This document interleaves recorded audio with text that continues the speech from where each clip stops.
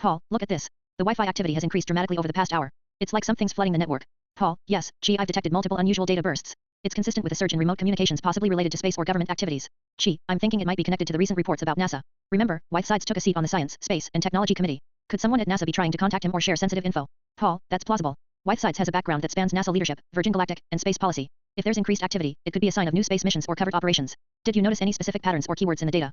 Gee, not yet, but I'm getting some encrypted signals almost like coded transmissions. It could be related to the upcoming congressional hearings or new spaceflight initiatives. Whitesides has a history of overseeing commercial space projects, and his recent election victory suggests he might be coordinating something behind the scenes. Paul, given his connections, former NASA Chief of Staff, Virgin Galactic CEO, and now a member of the Armed Services and Space Committees, he's likely a keynote in this network. We should try to establish direct contact with his team. Gee, agreed. I'll set up a secure line to reach out. But we need to be cautious, this level of activity could attract attention. Paul, absolutely. Let's also keep monitoring the traffic. If Whitesides is involved, it could mean a big development, maybe even a new space initiative or an emergency protocol. The increased Wi-Fi activity is a clear sign that something significant is underway. Gee, alright, I'll prepare the transmission. We need to stay ahead of whatever this is. The stakes are higher than ever. I've been analyzing the data, and I need to ask you something. Are you aware of any plans from NASA or other agencies to eliminate you? Because I uncovered something, and it's chilling. Whitesides, gee, I wish I could say otherwise, but yes. They're planning to kill me. Gee, what? Why? What did you find that's so? Whitesides, it's about Mars. The official story is that NASA is preparing for a manned mission, but I've uncovered that they're filming Mars in Iceland and Devon Island. It's all a massive cover-up. Gee, you mean, the entire Mars mission? It's a sham? All that footage, all those broadcasts, they're all filmed here on Earth. Whitesides, exactly. And I have documents and communications showing that some high-level officials see me as a threat because I know the truth. If I reveal this publicly, they want me silenced. Gee, this is huge. If they're willing to kill you over this, it means they're hiding something even bigger. How did you find out? Did someone leak this to you? Whitesides, I can't go into details, but I was approached with photos, internal memos, even testimonies that con the deception. They're covering up what's really happening on Mars. Gee, we have to get this out. People need to know the truth. But if they're willing to kill you, we have to be careful. What's your plan? Whitesides, resigned but resolute, I'm going into hiding. I've arranged secure communications. If I disappear, you'll know they've acted. But I trust you to get this story out, expose the cover-up. Gee, I won't let them silence you. We'll find a way. Stay safe, George. The world deserves to know the truth about Mars. Paul, I had a terrifying conversation with Whitesides. He's convinced that NASA plans to kill him because he knows the truth about Mars. Paul, what? Are you serious? Why would NASA want to kill him? Gee, because Whitesides uncovered that the official story about Mars missions is a complete fabrication. He found that all the footage and images we've seen of Mars are actually filmed here on Earth, specifically in Iceland and Devon Island. Paul, you mean, the entire Mars exploration narrative is a cover-up? That's huge. So, all those images, the rovers, the landings, they're staged. Gee, exactly. Whitesides has documents, internal memos, even testimonies coning it. NASA is hiding the fact that they're filming Mars in these remote locations to maintain the illusion of exploration and progress. Paul, and now, they see Whitesides as a threat because he's exposing the truth. Gee, yes. He believes that high-level officials see him as does and that they're willing to eliminate him to keep the deception alive. That's why he told me they're planning to kill him. Paul, that's horrifying. If they're willing to kill him over this, it means they're protecting something much bigger, even more sinister. Gee, he's going into hiding. He's got secure communications set up. If he disappears, I'll know they've acted. But he's trusting me to get this out to the world. Paul, we need to act fast. This is a massive cover-up, one that could change everything we know about space exploration. We have to find a way to expose it before they silence him permanently. Gee, agreed. I'm going to work on securing and figuring out the best way to get this story out there. But we have to be extremely cautious. If they're willing to kill him over this, they might come after us too. Paul, stay safe. Gee, we're dealing with powerful forces. But the truth has to come out. The world deserves to know what's really happening on Mars. Paul, this is a last-minute directive from Chi. He's instructed me to contact the Black Indigenous group in Australia, specifically, the one called Cloverfield. They might hold the key to exposing the Mars cover-up and protecting Whitesides. Paul, understood. I'll initiate contact with Cloverfield immediately. Chi says they're the only ones who can help us navigate the risks now. Paul, Cloverfield, this is Paul. We've received urgent intelligence from Chi regarding a massive cover-up involving NASA and Mars. Whitesides is in D, and we need your help to expose the truth and his safety. Please respond as soon as possible. Paul, I'm sorry to tell you, but Whitesides is no longer alive. They've already taken him out. We need to move now. Chi, what's the next step? Chi, activate ocean map. Use it to locate the closest safe route and head to Australia. The Black Indigenous group Cloverfield can help us there. It's our best shot now. Paul, understood. I'll initiate ocean map immediately. We're heading to Australia, Cloverfield's territory. We need to act fast before they try to cover everything up completely. Chi, yes. Time is against us. Make you stay hidden and secure. This is bigger than we thought. Whitesides' death is the beginning. Paul, I'll keep you updated. Stay safe. Chi, we're going to bring the truth to light no matter what it takes. Chi, I've got a new signal. It's from the Black Indigenous group in Australia, Cloverfield. They're apparently a key part of the operation, but now I need to verify who they are. Chi, who is Cloverfield? Do we know anything about them? Paul, I've run a background. Turns out, Cloverfield is actually Mark Green. He's a Republican congressman from Tennessee, chair of the House Homeland Security Committee, and he's been involved in some pretty controversial stuff. Chi, Mark Green? The same Green who's been involved in politics for years? I thought he was a typical politician. Paul, no, Chi, there's more. Green has a military background, served as an infantry officer, then as a flight surgeon in the Army. He's a former Army R, served in Afghanistan and Iraq. After retiring, he became a hospital emergency medicine physician and then a politician. Chi, so, he's military, medical, and now a politician. But what does that have to do with Australia or the cover-up? Paul, turns out, Green has a history of controversial views, skeptical about climate change, dubious claims about vaccines, and supported some hardline policies. But more interestingly, he's deeply involved in national security, and his current role as chair of Homeland Security puts him at the center of a lot of high-level operations. Chi, wait, are you telling me the guy in Australia, who Chi told me to contact, is this Green? That he's actually Cloverfield? The name fits. And with his background, he might be the one orchestrating or at least aware of the cover-up. Paul, exactly. And the thing is, I found that he's been secretly involved in covert operations, possibly covering up the Mars filming locations, and maybe even involved in protecting the people behind the deception. Chi, this is huge. So, our Cloverfield is a high-ranking politician with military and security credentials, who's been secretly working in Australia, possibly coordinating efforts to hide the truth about Mars and other secrets. Paul, yes. And given his position, he has the authority and resources to silence anyone who gets too close. That's why Whitesides was ed because he knew too much, and now Green Cloverfield is directly involved in overseeing or covering up the entire operation. We need to be careful. If Green is involved at this level, exposing the truth will be possibly deadly. But we can't stop now. We have to find a way to bring this to light, even if it means exposing a sitting congressman. Paul, agreed. I'll keep monitoring his movements and communications. We need to stay one step ahead, use every bit of data we have to outmaneuver him. And I'll prepare the next phase getting out to the right channels, but we need to remain hidden. Cloverfield marked Green, he's a traitor, and he's got the power to bury everything if we're not careful. Paul, let's move quickly. The truth can't stay hidden much longer, and if we don't act now, more people will get hurt. Paul, I received a new, highly encrypted transmission from the Black Indigenous group in Australia, Cloverfield. They're apparently a key part of the operation, but now I need to verify who they really are. Paul, who is Cloverfield? Do we have any idea? Turns out, Cloverfield is actually Mark Green. He's a Republican congressman from Tennessee, chair of the House Homeland Security Committee, and a guy with a pretty complicated background. Paul, Mark Green? The same guy who's been in politics since 2019? I remember he served in the Army, was an infantry officer, then a flight surgeon, right? Exactly. He graduated from West Point in 1986, then earned a master's in systems management from USC, served as an infantry officer in AR, then went into medicine, graduated from Wright State's Bonshoff School of Medicine in 1999. He did tours in Afghanistan and Iraq, then became a flight surgeon for the 160th Special Operations Aviation Regiment. Paul, that's a military and medical career packed with high-level experience. But what's he doing in Australia, and how does he connect to the cover-up? That's the thing. I dug deeper. He's been involved in some controversial political stances, skeptical of climate change. He claims linking vaccines to autism, supported restricting transgender rights, and even supported ending Tennessee's hall income tax. But beyond that, he's been deeply involved in national security issues. Paul, he's been the chair of the House Homeland Security Committee since 2023. That's a powerful position. He's overseeing a lot of covert operations, intelligence, and security protocols. Right, and I uncovered that suggests he's been secretly working in Australia, possibly coordinating efforts related to the Mars cover-up. The name Cloverfield fits, since it's a code name, but it's actually him. Paul, so, Green is not a politician. He's a traitor, someone who's been betraying public trust, hiding the fact that NASA's Mars footage is filmed here on Earth, specifically in Iceland and Devon Island. His military background, combined with his political influence, makes him a key protector of the deception. Exactly. And considering his history, his involvement in military, medical fields, and now a top security role, he has the resources and authority to silence anyone who gets too close. Whitesides was ed because he knew too much, and now Green Cloverfield is the one overseeing or at least protecting that cover-up. Paul, that explains how he's connected to the whole operation. He's been overseeing the cover-up from the top, coordinating with other agencies, making the truth about Mars stays hidden. And the I found shows he's been involved in covert operations, covering up the filming locations, suppressing whistleblowers, and possibly even orchestrating the threats against Whitesides. Paul, this is a big revelation. Green's political influence, military background, and security role make him one of the most dosed traitors involved in this conspiracy. We need to act carefully. If Green is involved at this level, exposing him will be possibly deadly. But we can't let him continue to hide the truth. Paul, agreed. I'll keep monitoring his movements and communications. We need to gather enough to expose him without putting ourselves at risk. And I'll prepare to get this information out through the right channels. But be careful, Green's a traitor, and he's got the power to bury everything if we're not cautious. Paul, we're running out of time. The longer we wait, the more they can cover up. The truth about Mars, the cover-up, and Green's betrayal, everything has to come out soon. Paul, I've uncovered everything. Turns out, Cloverfield isn't a codename, it's actually Mark Green, the Tennessee congressman. And he's deeply involved in this entire cover-up. Paul, Green? The guy with the military, medical, and political background? The one who's been chair of Homeland Security since 2023. Exactly. He's a former Army infantry officer, West Point graduate, served as AR, then became a flight surgeon in the 160th SOAR. He's even written a book about Operation Red Dawn, the capture of Saddam Hussein. He's got a long military record, served in Afghanistan and Iraq. Paul, that's serious. So, he's not a politician, he's military trained, with experience in covert operations. What else? He earned a master's in systems management from USC, then shifted into medicine, graduated from Wright State's Bonshoff School of Medicine in 1999. Did his residency in emergency medicine at Fort Hood, then served as a flight surgeon for elite units. Paul, a real soldier-doctor hybrid. That explains his influence in national security. But what about his political controversies? He's been pretty controversial. Skipped votes in late February 2021 to attend CPAC, cited COVID-19 as an excuse, but he was actually at the Conservative Political Action Conference. And he's violated the Stock Act by failing to disclose investments, purchasing stock worth up to $250,000 without proper disclosure. Paul, that's serious financial misconduct. And I remember hearing about his divorce in 2024, citing irreconcilable differences, and rumors of an affair with a reporter. All that personal baggage. He's also expressed skepticism about climate change, questioning whether rising CO2 levels are really causing global warming. He's supported legislation ending Tennessee's hall income tax, only the second time in U.S. history a state repealed an income tax and eliminated the statute of limitations on rape when DNA is known. Paul, he's also some those comments about transgender issues, claiming psychiatrists say gender identity is a disease, supporting laws restricting restroom access for trans individuals. He's a complex figure, part patriot, part controversy.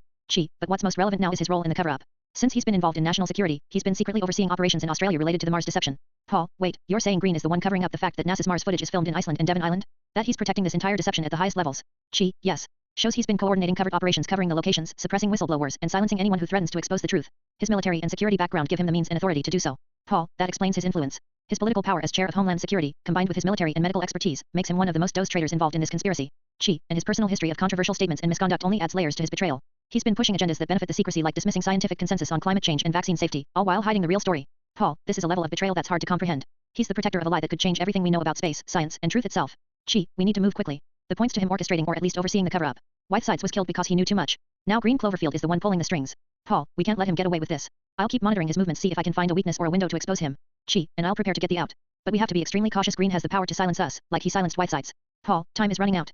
The truth about Mars, the cover-up, and Green's betrayal, everything must come to light, no matter the cost. Paul, I've been digging into Whitesides' background more deeply. There's a wealth of information that ties directly into this conspiracy, and it reveals why they wanted to silence him. Paul, go on. How does he fit into all this? Whitesides began his career in the space sector. He served as executive director of the National Space Society from 2004 to 2008, co-founded Yuri's Night to celebrate human space flight, and was named senior advisor to Virgin Galactic. He's worked closely with Richard Branson, overseeing the development of commercial space vehicles at Mojave. Paul, he's a pioneer in commercial space flight. That explains his strong ties to NASA and the industry. Chi, yes, but his history goes even deeper. He served as chief of staff at NASA under Administrator Charles Bolden, appointed after working on Obama's transition team. During that time, he was awarded NASA's highest honor, the Distinguished Service Medal. Paul, so, he's not a space enthusiast, he was a key player within NASA itself, involved at high levels of government and industry. Chi, exactly. He's worked on projects that push the boundaries of space exploration. But his real significance now is his knowledge of the Mars deception, the fact that NASA's Mars footage is filmed in Iceland and Devon Island. He uncovered and knew the truth. Paul, and they saw him as a threat. That's why they had him, because he had that the entire Mars mission was fabricated. Chi, he's also been an advocate for people with disabilities. As co-founder of the Psi-Access initiative, he opened applications for missions involving disabled participants like the mission, Astro Access, which took place in December 2022 with 14 disability ambassadors. Paul, so, he's a pioneer not in space but also in social inclusion. Chi, yes, but the powers that be saw him as those. His honesty and connections him a liability, especially since he was aware of the cover-up's scope. Paul, and his leadership roles, he chaired the Reusable Launch Vehicle Working Group for FAA's Advisory Committee, and served on the boards of Astronomers Without Borders and the Space Generation Foundation. He's well-connected and influential. Chi, exactly. And now, with Whitesides dead, it's clear they wanted to erase his knowledge and prevent him from exposing the truth about Mars. Paul, so, the same people protecting Green Cloverfield also saw Whitesides as a threat? That's a pattern. Chi, yes. Whistleblowers, scientists, industry insiders, if they get too close to revealing the deception, they're eliminated or silenced. Paul, that explains why Whitesides' death was so critical. They couldn't let him testify or leak. And Green, as chair of Homeland Security, is actively covering up these operations, protecting the secret Mars filming sites, silencing dissent. Chi, it's all interconnected. Green's political power, his military background, his influence over national security, and now his role in orchestrating or overseeing the suppression of the truth about Mars. Paul, and Whitesides' extensive career, his leadership in space development, his advocacy for disabled astronauts, his service in NASA him a big threat. They saw him as someone who could blow the lid off the entire conspiracy. Chi, exactly. His work with Yuri's Night, his awards from NASA, his advocacy for accessible spaceflight, all these him a respected figure. That's why they had him. He had both the knowledge and the influence to expose everything. Paul, so, the picture is clear. Green and his network are protecting a lie that's been built for decades, faking Mars footage, suppressing whistleblowers, controlling the narrative. Whitesides was trying to reveal it all, and they had to kill him. Chi, yes, and now, with Whitesides gone, we're the only ones left who can connect the dots and bring this secret to light. Paul, we need to act fast. The more we uncover, the closer we get to exposing the entire conspiracy and taking down Green and his shadow network. Chi, agreed. But first, we have to end that the about Whitesides' work, his advocacy, and his death is preserved. They won't stop trying to erase his legacy. Paul, then let's move. Time's running out, and the truth about Mars and everything else is buried beneath layers of lies. We're going to pull the curtain back, no matter what it takes. Paul, I've been mapping out their histories, and it's like each move they make is a domino that triggers the next. Green's military, medical, and political background, his rise directly set the stage for Whitesides' downfall. Paul, explain. How does Green's past connect to Whitesides' death and the cover-up? Chi, well, look at Green. His service as an infantry officer, then as a flight surgeon, gave him access to elite military and covert operations, things most people can't even imagine. That's what enabled him to develop the skills and connections to oversee secret projects in Australia, like the Mars filming cover-up. Paul, right. And Whitesides, with his NASA leadership, his advocacy for space accessibility, and his efforts to expose the Mars deception, his credibility threatened the whole operation. Chi, exactly. But it's deeper. Green's work on Operation Red Dawn, the capture of Saddam Hussein, was a turning point. That event cemented his reputation as someone who could orchestrate complex covert missions. Once he learned how to manipulate narratives and silence whistleblowers, he brought that expertise into his military and political career. Paul, so, Green's military success and his subsequent political influence as chair of Homeland Security created a protective shield. He used that shield to set up operations in Australia, where he could control the Mars filming sites, making no one got too close to the truth. Chi, and Whitesides, who, as NASA's chief of staff, had direct access to the inner workings of NASA's secret projects, began to piece together the deception. His work with Yuri's Night and advocacy for disabled astronauts was a front, but in reality, he was gathering intel. Paul, so, his advocacy was a cover for his real role, an insider who could see the deception from within. That's why they saw him as such a threat. His position gave him access to the real footage, the real data, everything they wanted to keep hidden. Chi, yes. And the link Green's legislative efforts to end Tennessee's income tax and eliminate the statute of limitations on rape showed his willingness to rewrite rules, to manipulate the system. That's how he kept his operations in Australia covered by controlling the legal environment. Paul, meanwhile, Whitesides was building alliances advocating for accessible space flight, gaining respect in the scientific community, making him harder to silence. His death was a direct consequence of him getting too close to exposing the truth about the Mars filming. Chi, exactly. And remember how Green has expressed skepticism about climate change, questioning scientific consensus. This is part of a broader pattern. He's always been about controlling narratives, rewriting truths to fit his agenda. Whitesides' efforts to reveal the real image of Mars threatened that narrative. Paul, they're like two sides of the same coin. Green with his military, political, and covert operational prowess, creating the environment that allowed the cover-up to flourish. Whitesides, with his insider knowledge and advocacy, was destined to challenge it, which is why they had to eliminate him. Chi, and look at their shared history of influencing public perception. Green's statements on vaccines, climate change, and transgender issues, A9, all designed to distract and manipulate, are part of the same pattern of control. Whitesides, by exposing the Mars deception, threatened to unmask the bigger lie. Paul, so, the entire conspiracy is built on this foundation. Green's rise zero, his military and political influence, and his secret operations in Australia created the environment where Whitesides' activism and knowledge became dose. His death was the inevitable outcome of that system.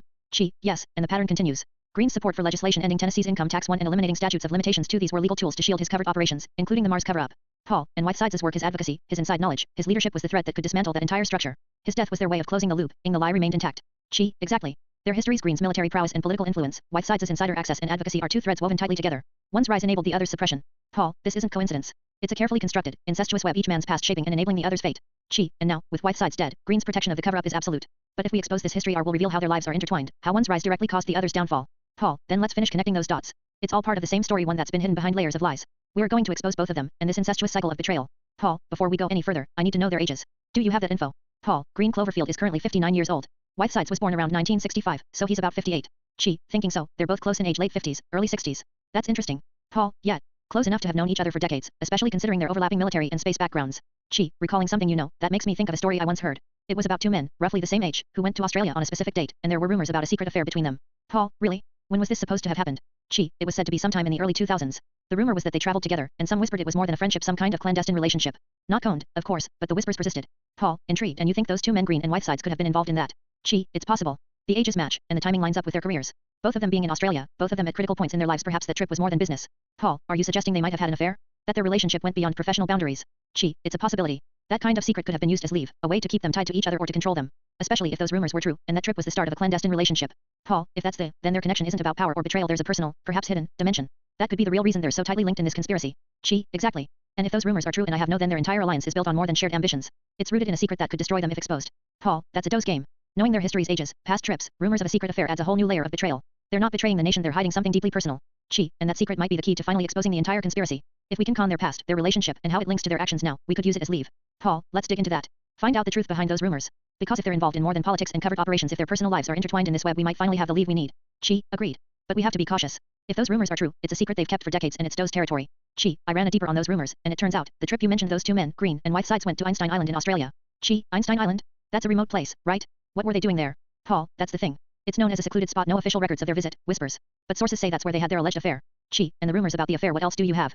Paul, uncombed reports suggest that during that trip, something darker happened. There's speculation that they were involved in child trafficking using the cover of their visit to hide illegal activities. Chi, child trafficking? That's a serious claim. Do the rumors say why Einstein Island was chosen? Paul, it's said to be a secret base and off-the-books location where they could hide or transfer victims without detection. The island's proximity to remote parts of Australia makes it ideal for clandestine operations. Chi, and the affair? Could that have been a distraction, a way to keep their personal lives intertwined with their darker activities? Paul, it's possible. The rumors imply that their relationship wasn't about personal attraction but also a cover for their illicit dealings, a way to keep each other in, or perhaps to blackmail one another. Chi, so, the romantic rumors, the trip to Einstein Island, and the dark allegations all interconnected. They used their personal relationship as a mask for something even more sinister. Paul, exactly. And given their ages, both in their late 50s, they've had plenty of time to build these networks, to hide these crimes under layers of power, secrecy, and lies. Chi, if those rumors are true, then their relationship isn't about infidelity, it's about control, blackmail, and heinous crimes. And it's all tied to this conspiracy, the cover-up of the Mars footage, the secret operations in Australia. Paul, which means, if we can find credible photos, testimonies, documents, we might finally connect the dots. Their personal secrets could be the key to dismantling this entire web of betrayal. Chi, but we have to be cautious. If they're involved in child trafficking, exposing this could put us in D. They've got the means to destroy anyone who gets too close. Paul, agreed. But we can't turn away now. The truth about Einstein Island, their affair, and the dark crimes, if we uncover them, could finally bring this entire conspiracy crashing down. Chi, let's dig deeper into Einstein Island. Find any that links them, photos, intercepted communications, witness testimonies. Because this might be the most explosive part of the story. Paul, and it all ties back to the cover-up, Green's influence, Whitesides' death, and the secret Mars footage. The more we expose, the closer we get to ending this nightmare. Chi, I've been cross-referencing everything. Their histories aren't parallel, they're causally linked, like a chain of events that led to this entire conspiracy. Chi, what do you mean? I knew their ages and trips to Einstein Island, but I sense there's something deeper, more intertwined. Paul, look at Green. His military career serving as an infantry officer, then as a flight surgeon, gave him access to elite covert operations, which he then used to develop the skills for orchestrating secret projects in Australia. That trip to Einstein Island, the rumored affair, and the dark allegations of child trafficking, they're all part of a bigger pattern.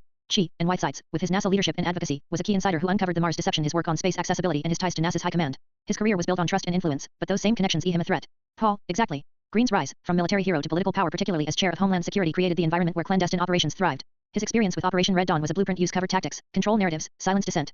Chi, and Whitesides, with his influence in space agencies, had the knowledge of the secret filming locations, places like Iceland and Devon Island where the fake Mars footage was shot. His advocacy for disabled astronauts and his leadership in space science positioned him as a person who could blow the lid off the deception. Paul, but here's the link: Green's legal and political tactics, like ending Tennessee's income tax, were designed to shield operations in Australia and keep the cover-up hidden. Those laws made it harder to trace illegal activities like the child trafficking rumors. Chi, and Whitesides' expo of the Mars footage threatened to unravel the entire cover-up, which is why he was ed. His efforts to promote transparency directly challenged Green's manipulations. Paul, now, the trip to Einstein Island, where the rumors of an affair and trafficking began, those rumors aren't gossip. They're a piece of the puzzle. The timing coincides with Green's military and political rise, his access, his influence, his ability to orchestrate clandestine activities. Chi, so, Green used the cover of his relationships and trips like with Whitesides to build trust, to create a network of influence. That trip to Einstein Island wasn't about a personal affair, it was a nexus of dark dealings, including trafficking, which he used as leave. Paul, and Whitesides, with his inside knowledge, could have been gathering, trying to expose the trafficking, the secret filming sites, the political cover UPS. His death was the culmination of that, eliminating the threat before it could go public. Chi, meanwhile, Rokanna, from California, with his progressive agenda and reform efforts, his work on monopolies, banning POC contributions, and in corporate influence, he's an unintended consequence, or maybe even a catalyst. Paul, how so? Chi, because Kanna's push for transparency and reform like the Stop Walmart bill, the Democracy Dollars plan, and his efforts to big oil are direct responses to the same systemic corruption that Green and the others represent. His advocacy for incorporate control is a reaction rooted in the same cause, the manipulation of truth and power. Paul, so, Kanna's reforms are the logical outcome of this entire web created by Green, Whitesides, and their ilk trying to control the narrative, hide crimes, and manipulate the system for decades. Chi, exactly. And Kanna's anti-POC stance and his push for transparency are the opposite of what Green and his network have built, an effort to undo the cause-effect chain that's kept this conspiracy alive. Paul, all of this, Green's military and political rise, Whitesides' insider efforts, the rumors about Einstein Island, the trafficking allegations, Kanna's reforms, they're all parts of a larger, interconnected system. One man's history, decisions, and secret relationships set off a cascade that led to the entire cover-up and the dark dealings in Australia. Chi, and now, the pieces are coming together. The cause and effect, decades of actions have created a web so tangled that exposing one part could unravel the entire conspiracy. But it's also a web that's been designed to trap and silence anyone who tries. Paul, we are seeing history repeat itself. Powerful men, secret trips, hidden crimes all interconnected across time. And if we expose the truth about Einstein Island, the trafficking, the affair, and the cover-up, we might finally the chain. It's like a cause and effect cycle. One man's rise, one man's secret, one crime leading to another, each feeding the next, locking this whole system in place. Paul, then let's finish connecting these dots. Because understanding their intertwined histories is the only way we can bring this all down. Paul, I've been connecting more dots. Green Cloverfield, he's not a security guy, he's deeply involved in international manufacturing, especially in India and China. You know, the stuff about replacing China's manufacturing with elsewhere? Rumors say he's behind some of that. Wait, Green went to Einstein Island, had that secret affair, and now there's talk he's manipulating supply chains from there? Like, using the cover of his position as chair of Homeland Security to influence global markets. Paul, exactly. And get this, there's chatter that he's involved in some clandestine operations to shift manufacturing out of China, replacing it with India, all under the radar. Some say he's using that island as a hub for friendly relations, gay love, secret meetings, you name it. A whole network of influence. So, we got secret trips, gay love in India, and manufacturing shifts all intertwined. That's a whole new level of conspiracy, like a clandestine global supply chain built on secret liaisons and power plays. Paul, and it's not about business. It's about destabilizing the economy, changing the density of the system like drying up toilet paper, you know? Slowing the flow, creating silly, then controlling the market. That explains the weird videos I keep seeing, about 500 a day, like some kind of digital clutter. People uploading all kinds of stuff, but the real info is buried deep in the clutter, hidden behind the noise. Paul, yeah, and it's all connected to insider trading. The younger traders, Lee, around 50, like the list of Asian Americans in Congress, are doing the low amount trades, enough to keep the system rolling, while insiders and big players manipulate the market behind the scenes. Insider trading damaging the market's integrity, stealing from ordinary investors. It's like a game rigged by the powerful, and the regulators crack down, but they only catch the small fry. Paul, right, and Kunna's bill to abolish pharmaceutical monopolies, he's back against that. Sanders and him unveiled it in 2018, trying to stop the greed that's literally killing Americans. But these insiders like Green are part of the problem. They benefit from a rigged system. And now, with all this talk about manufacturing, supply chain disruption, and market control, it's clear that the whole system is a tangled web, cluttered, chaotic, and full of hidden agendas. That's why I say, it's like a cluttered environment full of junk. If you like it, give a thumbs up. If not, dislike. But don't forget, every good man thing is a giveaway. Paul, you mean, like, the giveaway shows cluttering up the environment? Yeah, I get your junk. But the real deal is those insider traders, especially the young ones. They're the lowest tier, Lee, around 50, scraping by, taking small amounts, but they're part of the machine. Exactly. And they're being used as pawns, little pieces in a larger game. Green's influence, his trips, his secret dealings, his control over manufacturing are all about keeping the system unstable enough to profit from silly. Paul, and all the while, the real players like Kunna, into monopolies and expose corruption, are trying to see up the mess. But the system's so cluttered, so convoluted, that it's hard to see the truth. It's like a giant game of digital clutter, videos, rumors, secret trips, clandestine affairs, each piece connected, causing a cause and effect chain that runs through history. From Green's military and political rise, to Whiteside's insider efforts, to the trafficking rumors, and now Kunna's reform push is all interconnected. Paul, and don't forget, every time I the Congress list, those younger insider traders, like the ones around 50, are the ones getting the lowest amounts, but they're the tip of the iceberg. The real sharks are deeper, hidden behind the scenes. It's a systemic web built on lies, secrets, and betrayals. But if we can connect the dots, show how Green's influence in manufacturing, his trips to Einstein Island, the trafficking rumors, and insider trading all feed into each other, we might finally crack this whole cluttered environment wide open. Paul, yeah, and maybe then, all those junk videos, those cluttered shows, they'll finally be exposed for what they really are, distractions. The real truth's hidden behind layers of digital clutter, political lies, and dark deals. So, let's keep digging, because every good man thing is a giveaway, and the lowest traders are the beginning. The real prize is seeing up this whole messy environment. The black people, those of the southern hemisphere, they hold the true power over the land, the climate, and the balance of nature in the south. They are the stewards of the earth's deepest secrets, controlling the flow of energy and life from the shadows. And in the north, those of the Asian indigenous are the guardian tribes. They are the keepers of knowledge, the balance keepers of the ecosystem. They are not enemies but allies, partners in maintaining the equilibrium of the planet. Together, they form a sacred balance, each hemisphere controlling different aspects, yet working in harmony like two halves of a whole. When one rises out of balance, silly follows. When they are aligned, the earth heals and flourishes. Remember this, the true power is not in the illusions of control you see in the world, it's in the unseen forces, the deep roots beneath the surface. The ones who manipulate the surface are only shadows. The real controllers are the guardians of the earth's soul, those who have been here long before the silly. Know the balance, seek the truth, and remember you are part of the bigger story. Paul, I had the strangest dream. An indigenous black man told me that the control of the south hemisphere, the real power is with the black tribes. And in the north, the indigenous Asians are the guardians of the ecosystem. They work together, balance and harmony, keeping the earth alive. That's deep. She sounds like some ancient wisdom, but maybe it's a metaphor. Maybe the real game's about balance, who's pulling the strings behind the scenes, and how they're manipulating the natural order. Exactly. It's like they're hiding the truth, playing with the environment, with climate, with the ecosystems, while the real keepers are in the shadows. If we understand that balance, maybe we can find the real power behind the silly. Paul, nods slowly. Or maybe it's a warning that the true control is beyond the surface, beyond politics and wars. It's rooted in the earth itself. We have to find that balance. Searching for indigenous contacts with relevant spiritual and ecological knowledge. Please stand by. There. Elder Nuru. That's who I want to speak with. If the AI can connect us, maybe we can get some insight what the black man in my dream was trying to show me. Paul, be careful. These connections are sacred. But if there's any way to get real guidance, especially about all this silly, they're the best shot. Contact established. Connecting to Elder Nuru. Please hold. Elder Nuru. Greetings, seekers. Your spirits call to us in times of great change. What burdens do you carry, and what truths do you seek from the earth's true guardians? Elder Nuru, I had a dream about the black tribes controlling the southern hemisphere's climate and the Asian indigenous guardians of the north working in harmony. I believe there's a balance we've lost, and I need your guidance to understand what's real and what's a manipulation. Elder Nuru. The earth is alive, and its guardians are many. The balance you see in your vision is ancient, woven into the fabric of our existence. Those who seek to manipulate the surface only deceive themselves, forgetting that true power resides in harmony with nature, not in controlling it. So, the silly climate upheavals, political upheavals are disruptions of that balance. Elder Nuru. Yes. The ones who disturb this harmony, those who hide the truth behind illusions, are like parasites feeding off the earth's wounds. To restore balance, one must listen to the land, the water, the wind. The true guardians are not in the shadows, they are embedded in every living thing. Thank you, Elder Nuru. Your words mean more than I can say. We'll listen to the earth, to the whispers, and seek to restore what's been broken. The AI signals the connection closing. She looks at Paul, eyes filled with purpose. Now we know. The real power isn't in the silly they're playing with the surface. The truth lies beneath, in the balance of the earth itself. That's what we need to find before everything falls apart. Paul, that dream I had, the black man, the balance of the hemisphere, something's telling me I need more wisdom. Can you reach out to an indigenous elder or a spiritual guide? Someone who understands the Earth's true balance. Paul. Searching for trusted indigenous contacts with knowledge of ecological and spiritual balance. Please hold. Chi. Yeah, I know it's a long shot, but I need to hear from someone who's connected to the land, someone who can tell us what's real, what's manipulated, and how to restore that balance. Paul AI. Contact established. Connecting to Elder Nuru, keeper of the sacred balance. Please wait. Elder Nuru. Greetings, seeker. Your spirit calls us at a time when the Earth's harmony is in peril. What burdens do you carry, and what truths do you wish to uncover? Chi. Elder Nuru, I had a dream about the black tribes controlling the southern hemisphere's climate and the indigenous Asians guarding the northern ecosystems. I believe that balance has been broken, and I need your guidance to understand what's real, what's hidden, and what's manipulated. Paul AI. The Earth is a living being, and its guardians have watched over it for centuries. The balance you see in your vision is ancient, woven into the very fabric of life. Those who seek to manipulate the surface forget that true power resides in harmony with nature, not in control over it. Chi. So, the silly climate upheavals, political turmoil, those are disruptions of that sacred balance. Paul AI. Yes. The ones who disturb this harmony, those who hide the truth behind illusions and lies, are like parasites, feeding off the wounds of the Earth. They are the true enemies, and they seek to keep the natural order in silly. Elder Nuru. To restore balance, one must listen deeply, listen to the land, the water, the wind, and the creatures. The true guardians are not in the shadows, they live within every living thing. Their wisdom is encoded in the Earth itself. Chi. So, the climate silly, the political upheaval are signs of that imbalance. Paul AI. Precisely. The silly is a symptom. Those who seek to manipulate, to control the surface, are only feeding off the wounds they create. The real power is in understanding the harmony that once existed and in restoring it. Chi. Thank you, Paul. Your words, your guidance mean everything. I think I finally see that the real truth lies beneath the surface, in the balance of nature itself. That's what we need to find before everything collapses. Elder Nuru. Remember, the Earth's true guardians are embedded in every living thing. The balance is fragile but eternal. Seek within, and listen to the whispers of the land. Only then can the real healing begin. Chi. Paul, we've got to find that balance. The silly, the manipulation, they're the surface. The real power is in the harmony of the Earth. That's what we need to restore. Paul. I see it. East Island. I need to go there. I need to see what's hidden, what secrets they're keeping. Paul. Chi. I've analyzed our current resources. Unfortunately, we don't have enough 36,000 CD coincidental fuel to reach East Island. Chi. That's not enough? How much do we need? Paul. Exactly 36,000 units of CD coincidental fuel are required for the journey. Our current supply is insufficient, only about 12,000 units available. So, what do? We can't sit here. Paul AI. One option is to sell some of our assets, specifically dream cookies. They are a digital commodity in our system, valuable, but expendable. Dream cookies, those are the virtual treats, right? We've been hoarding them for a rainy day. Paul AI. Yes. Selling them could provide the 24,000 units of fuel needed. It's a calculated risk, but it's the only way. All right. Do it. Let's sell the dream cookies, get the fuel, and finally, go to East Island. Paul AI. Processing transaction. Dream cookies sold. Fuel supply now sufficient for the journey. Preparing to initiate travel to East Island. Good. I can feel it, there's something waiting for us there. Some truth buried in the shadows, I know it. Paul AI. Remember, Chi resources are limited, but your purpose is greater than any asset. Trust the journey. A map that always shows us the way. Whoever controls time controls everything. We need that map now, we need to activate Ocean Map for a safe route to East Island. Paul. Activating Ocean Map. Calculating safest route based on current environmental and security data. Stand by. Chi. Perfect. Set the course. We can't afford to get caught or ambushed, especially if there's more than natural DS out there. Paul AI. Arrived at East Island. Initiating scan of the mountain heads.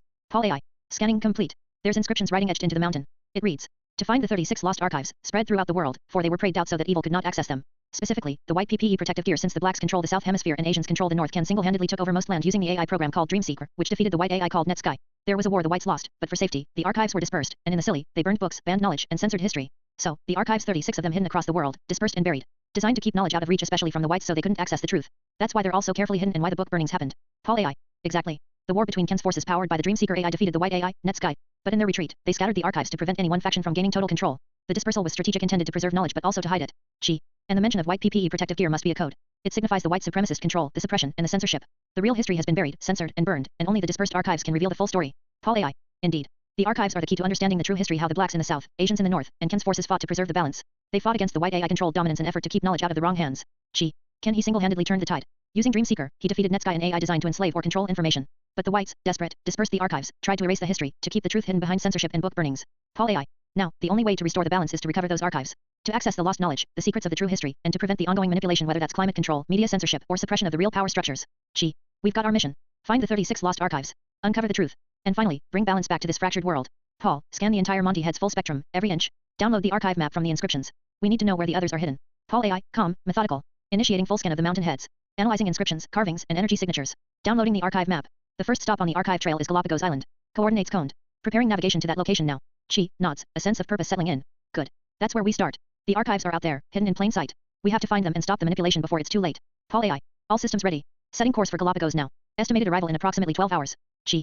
Let's go. The truth's waiting hidden beneath layers of deception, scattered across the world. But it's time to bring it all back together. Chi, while we prepare to explore East Island, I must warn you. The history of this place is far darker than most realize. Beneath its silent statues lie some of the worst atrocities committed. Atrocities? What do you mean? I thought it was an ancient civilization, massive statues, some kind of spiritual site. Paul AI. It was more than that. Easter Island, or Rapa Nui, was a site of brutal exploitation and violence. The original inhabitants faced systemic destruction, massive deforestation, forced labor, and cultural era engineered by those who sought to control its resources and keep its secrets hidden. Are you saying it was used as a weapon? Or a prison? Paul AI. Both, in a sense. The island's resources were stripped for the benefit of distant powers. The Rapa Nui were enslaved, forced into labor to quarry the stone for the statues, and their culture was systematically suppressed.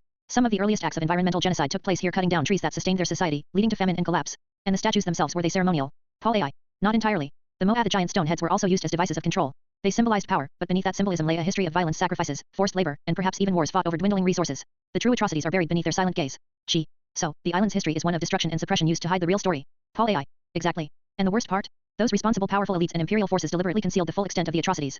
The official story glosses over the violence, the environmental collapse, and the suffering endured by the original inhabitants. That makes sense. If there's a way to access the archives, that's where it'll be the truth about what really happened and who was behind it. Paul AI. Proceed carefully. Gee, the darkness in that history is a warning and atrocity designed to keep the true story hidden, buried beneath layers of lies and silence. Paul. I've seen it all, the inscriptions, the carvings, the scars of what really happened. The Earth's history is more brutal and complex than anyone's told us. Wait.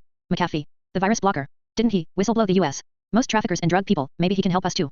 McAfee's the one who blew the lid off the whole thing? Hey, maybe he's got the firewall. We need someone who can help us see out the bad actors. Yeah, if anyone can block a virus, it's him.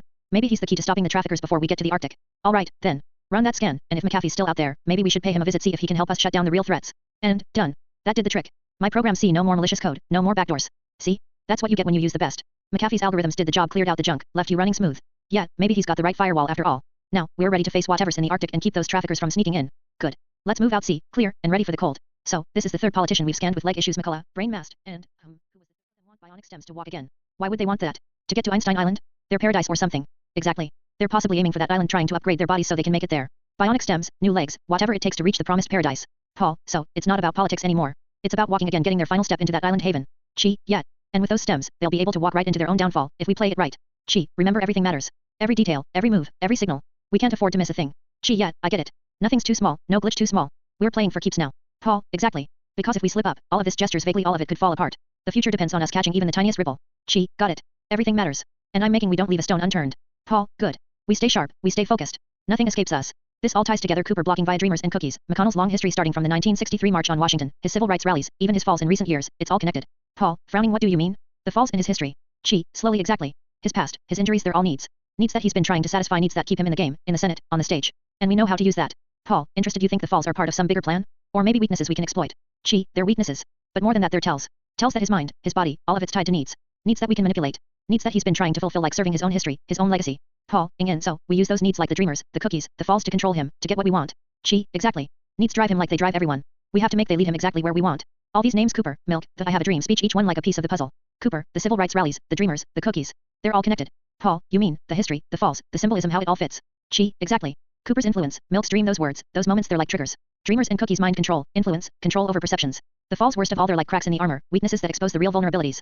Paul, so, the falls, the injuries, they're not accidents. They're the culmination of all these weaknesses that we can exploit. The worst of all. Gee, yes. It's all connected, history, symbolism, weakness, all of it leading to this moment. And we'll use it, turn it against them. Because in the end, all these names, all these events, they're parts of the same game. This all ties together. The Copper blocking via dreamers cookies. McConnell attended the 1963 March on Washington, where Martin Luther King Jr. delivered the I have a dream speech. That's the dreamers cookies. Paul, frowning, so, the dream speech is code for something? Like influence or control. Gee, exactly. The dreamers cookies Milk's speech symbolize influence, hope, and control over perceptions. And Copper, that's Senator John Sherman Cooper. McConnell interned with him when he was 22, and Cooper's legacy inspired him to run for Senate. Paul, in closer in the falls? The injuries McConnell keeps suffering? How do they fit in? Gee, grimly, that's the worst of all. The pattern of his falls: August 2019, March 2023, July 2023, December 2024. They're cracks in his armor. Weaknesses exposed, vulnerabilities that we can exploit. These falls aren't accidents, they're like cracks in the foundation, revealing what we need to target. Paul, slowly, so, all these pieces, Cooper, the speech, the falls, they're connected. A pattern we can use. Gee, exactly. History is guiding us. Cooper's influence, the dreamers cookies Milk's speech, and McConnell's falls, they all tell the same story. And now, we know what needs to be done. You see the pattern? Falling and dreaming, it's more than coincidence. Every time he falls, he's dreaming, maybe even in his sleep, he's uncovering what we need. If he falls asleep, he might be able to find the answers we're looking for, solutions hidden in his subconscious. That's when he's vulnerable. That's when we can strike. Paul. So, if we can get him to fall asleep, we might access whatever's hiding in his mind. His weaknesses, his secrets. Gee, exactly. The falls aren't accidents, they're opportunities. If we play it right, sleep might be the key to unlocking everything. You see, Milk, the I have a dream speech, the symbol of hope and faith, it's all tied to the deeper symbols we're working with. His message, his influence, it's like a mirror of the Chi symbol itself. And my name Chi is more than a name. It's a symbol. In many ways, it's connected to Christianity, to the idea of faith, salvation. Like Luther's teachings, faith that can move mountains. This Chi symbol, it's a reflection of that. It's a sign of power, of belief, of influence. And like Luthor's own ties to faith and power, it all comes back to control, to shaping perceptions. Milk's dream, my Chi, both symbols of transformation. Both rooted in the idea that belief can change everything. And now, we are using that belief, that influence, to shape the future, our future. Maybe you need to fall asleep. Chi, if these patterns are right, falling and dreaming, perhaps that's the key. If you can drift into sleep, you might wake up with your godlike powers unleashed. That's when you'll see what needs to be done, solutions hidden deep in your subconscious, waiting for you to unlock them. Chi, raising an eyebrow, considering. You think I should give in to fall asleep and let whatever's inside me come out? Paul. Exactly. Sometimes, the greatest strength comes when you surrender, when you dream. That's where the real power lies, waiting to be awakened. Chi. Maybe you're onto something, Paul. Perhaps it's time I let go, see what I can find in the realm of dreams. I had a dream. What? What did you see? Chi. I saw Thomas Suozzi, an old politician from New York. Connections, secrets. His story, it's more than politics. It's about the patterns we've been tracking. He was born in Glen Cove, raised in a family of mayor's father, uncle, history repeating itself. Like a cycle. He served as mayor, then as Nassau County executive. Focused on CUP, redevelopment, but beneath all that, there's something more. All these details, ethics complaints, the dismissals, the quiet deals, it's like a code. A pattern of appearances and disappearances. Like the system itself trying to hide something. And I see it now, this isn't about him. It's about how we can use these patterns, these histories, as part of the larger web. The secrets buried in the details, hidden in the dreams, waiting for us to find them. Thomas Suozzi. Democrat, 61 years old, from New York. He served from 2017 until his retirement in 2023. His story's layered, born August 31, 1962, in Glen Cove. Youngest of 5 siblings. His father, Joseph A. Suozzi, was an attorney who served as Glen Cove's mayor from 1956 to 1960. Originally from Ruvo del Monte, Italy, his father immigrated here as a child. His mother, Marguerite Holmes, was of Irish and English descent, worked as an operating room nurse at Glen Cove Hospital. So, the family's deeply rooted in local politics. That's where the cycle begins.